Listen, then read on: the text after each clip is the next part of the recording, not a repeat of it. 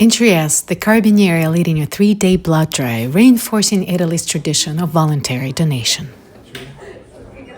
Our police force, Carabinieri, is very close to population. We think we must be close to population every day in everything, and this is a way to demonstrate it. La solidarietà è determinante nella sostenibilità del servizio sanitario. Non è che quando tu risolvi il tuo problema sei a posto, perché il tuo problema può diventare il problema di un altro, il problema di un altro può diventare tuo.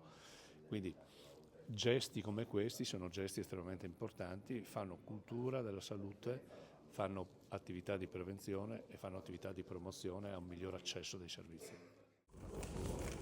Blood donation is fundamental for the safeness of our population, and we are very proud that Carabinieri help us in increase the responsibility and the understanding of the importance of the donation. And so today is a great day for our hospital, for the health of our population.